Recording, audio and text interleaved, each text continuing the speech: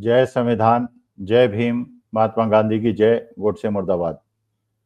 देखिए, जब से ये सरकार बनी है 11 साल से, भारतीय जनता पार्टी, बजरंग दल, आरएसएस, जितने भी इनके संगठन हैं अलग अलग नाम से, और जितने भी इनके मुख्यमंत्री हैं, प्रदेश अध्यक्ष हैं, इनके समर्थक हैं, बड़े बड़े ऐसे लोग जो गेरुआ वस्त्र पहन के और सनातन धर्म और हिंदू धर्म की गलत व्याख्या करते रहते हैं, उन सब की बात आप सुनते रहते हैं।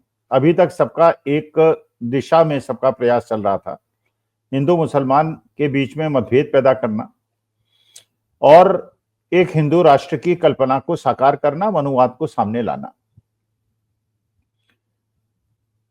उसके जो सबसे आगे नेतृत्व लेते हुए लोग थे, उसमें योगी आदित्यनाथ थे, असम के मुख्यमंत्री हेमंत बिस्वा शर्मा थे, उसमें उत्तराखंड के मुख्यमंत्री थे, मोदी जी भी थे, अमित शाह साहब भी थे, लेकिन फ्रंट रनर्स ये थे। और बाकी जो अपने को संत कहते हैं और पर्ची निकालने वाले कहते हैं, वो भी इस रेस में थे।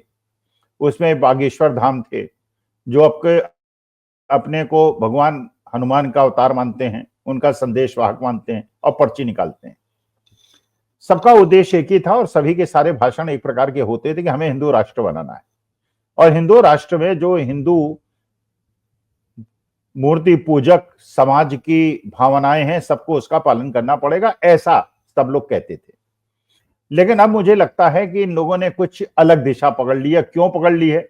या तो बागेश्वर धाम ने कोई पर्ची निकाल ली है, अगर उनके पर्ची निकालने की क्षमता है, लेकिन और उन्हीं के प्रकार से, जैसे एक सुहानी शाह हुआ करती थी, जिनको आपने सुना होगा, हर टीवी चैनल में आई, उनकी वीडियोस बहुत सारे आपने देखी होंगी। उन्होंने बताया जो ये बागेश्वर धाम करते हैं, ये कोई भगवान के चमत्कार का प्रश्न नहीं है, ये एक प्रकार की टेक्निक है जिसकी वो सिद्धता उन्होंने प्राप्त कर रखी है और सुहानी शाह ने भी प्राप्त कर रखी है।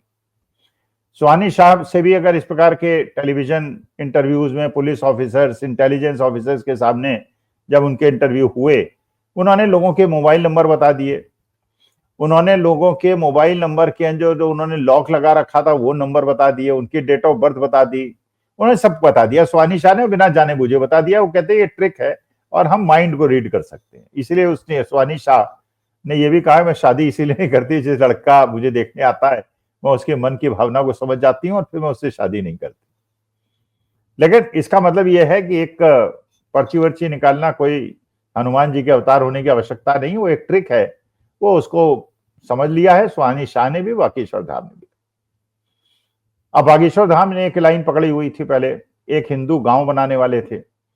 हिंदू गांव के अंदर वो केवल हिंदू लोगों के लिए रहने की व्यवस्था कराने वाले थे। अपने जो उनके आधिपत्य में जो इलाका है उसके अंदर उन्होंने प्लॉट काटने शुरू कर दिए थे, रियल एस्टेट की तरह उन्होंने काम करना शुरू कर दिया था, केवल हिंदू उसमें रहेंगे। लेकिन भैया, अगर उसमें केवल हिंदू रहेंगे तो ये भी प्रश्न लोगों ने उठाया, अगर केवल हिंदू रहेंगे और मस्जिदें नहीं बनेंगी तो लोग नाचेंगे कहाँ और डीजे कहाँ बनाएंगे और हंगामा कहाँ करेंगे और त्रिशूल कहाँ लटकाएंगे?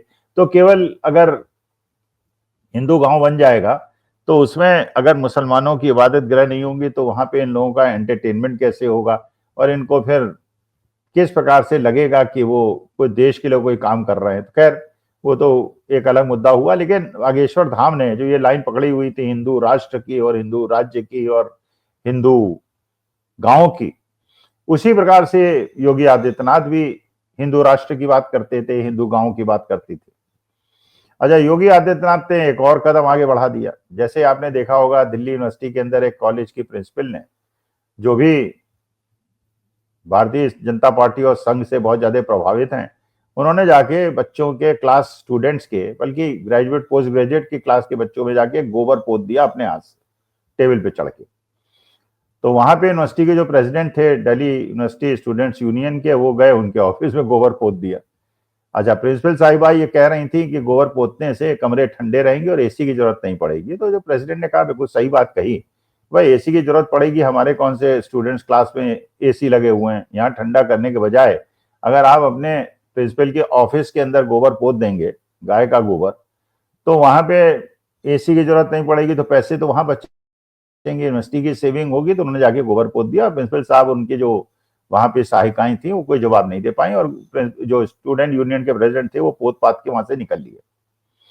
अच्छा, उसी बात को योगी आदित्यनाथ ने आगे बढ़ा दिया। अब उन्होंने कहा कि जो सरकारी ऑफिसेज हैं उनके अंदर गोबर पोता जाएगा और ऐसा पेंट बनाया जाए जिसके अंदर गाय का गोबर मिला हो।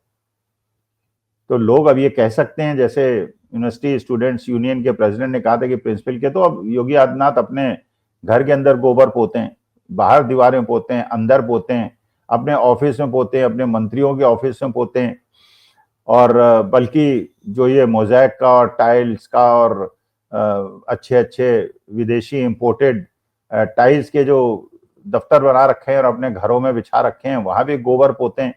तो उससे ये हुआ, ठंडक भी आएगी, शुद्धता भी रहेगी, और गाय के गोबर का सानिध्य भी उनको। मैं कोई मजाक नहीं कर रहा हूँ, I am not making a mockery of it, but अगर प्रदेश का मुख्यमंत्री बात कह रहा है गोबर पोतने से ठंडक आएगी और शुद्धता आएगी, तो सबसे ज्यादा शुद्धता और इसकी आवश्यकता तो योगी आदित्यनाथ को, और जाए प्रधानमंत्री जी के घर में पोत दें, अमित शाह जी के घर में पोत दें, और सबके यहाँ पोत दें, अपने ऑफिस में पोत दें, सरकारी ब्यूरोक्रेट्स के।